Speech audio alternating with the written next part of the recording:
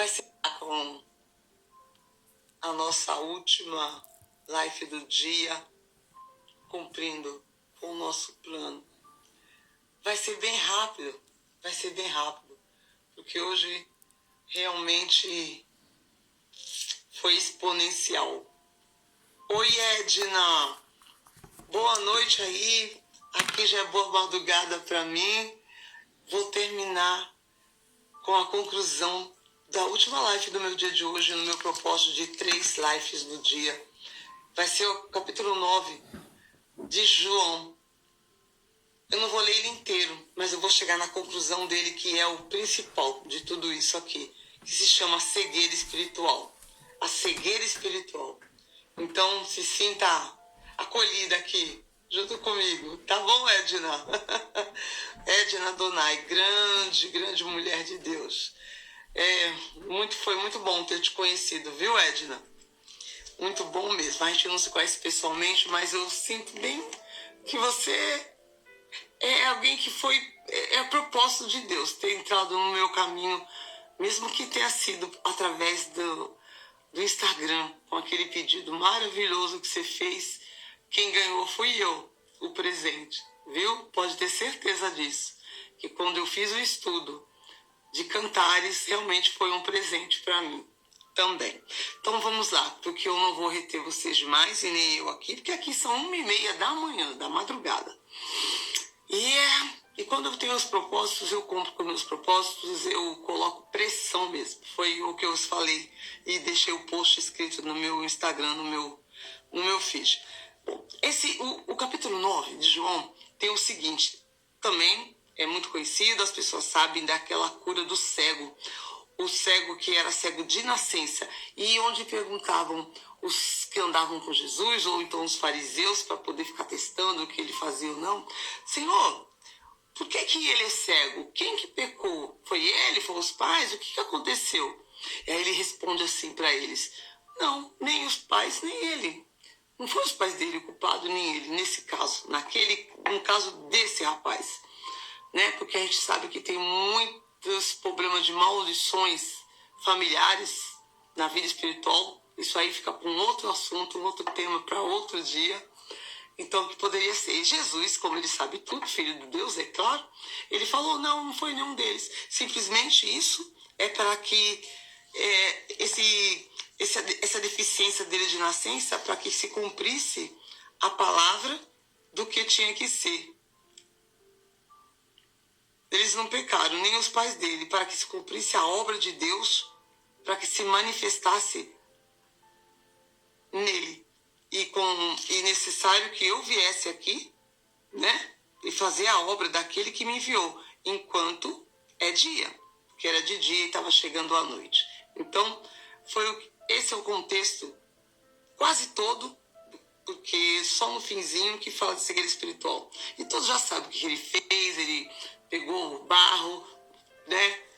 Pegou saliva, molhou, colocou lá no olho do menino. Agora vai, lava teu olho no sangue de Siloé, né? Vai lá lavar os seus olhos, lava-te e você verá. E ali, claro, ele viu, como claro, ele é Jesus, ele é o milagroso, fez o que tinha que fazer. E aí a notícia se espalhou, a fofoca correu solto, né? O telefone sem fio, pá, funcionou. E aí começou, claro, tinha que vir os fariseus, queriam contestar: mas como é que é possível isso? Como é que teu filho foi falar com os pais dele? Como que teu filho, ele não enxergava mesmo desde a nascença? Né? Ele sempre com aquelas perguntinhas, aquelas dúvidas, porque eles eram fariseus, os incrédulos, como está lá no capítulo que eu li anteriormente, no 8, foi da live da tarde. Então, esse é o contexto do capítulo 9, todinho, continuam naquela mesma discussão, naquela dissensão entre eles, do certo e errado, por que ele fez aquilo, que ele é um mentiroso, se ele não é, se ele é um homem do diabo, não é, do próprio Jesus. Eles têm essa discussão toda. Quando chega porque isso aí começa do capítulo 9, né?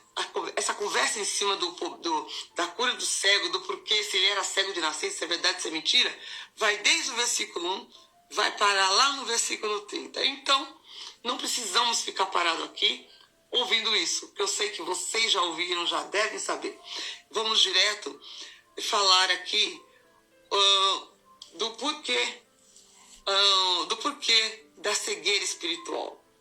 Porque quando eles perguntam, o próprio Jesus, o rapaz que foi curado, Jesus fala para ele assim, sabemos que não houve, né?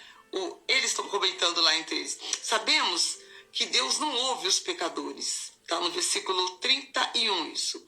Mas se alguém é temente a Deus, ele faz sua vontade. E a esse ele ouve. Olha só. Sabemos que Deus não ouve os pecadores. Mas se alguém é temente a Deus e faz sua vontade, a esse ele ouve. Desde o princípio do mundo, nunca se ouviu que alguém abrisse os olhos a um cego de nascença. Tinha sido a primeira vez que tinha acontecido aquilo. E eles se foram, né? E que se não fosse dado de Deus, nada poderia fazer. Eles estão lá naquelas conjecturas deles e chegaram a essa conclusão. O próprio cego falou isso. Se não fosse Deus, nada poderia fazer. Responderam para ele, tu nasceste todo em pecado e ensinas a nós? Os fariseus ainda brigam com ele, né? Dando essa resposta, porque ele estava tão crente naquele milagre que aconteceu com ele, que ele mesmo estava usando palavra de sabedoria, falando para eles, sabemos que Deus ele não ouve os pecadores, mas se é temente a ele, ele satisfaz a vontade, é o que ele queria dizer.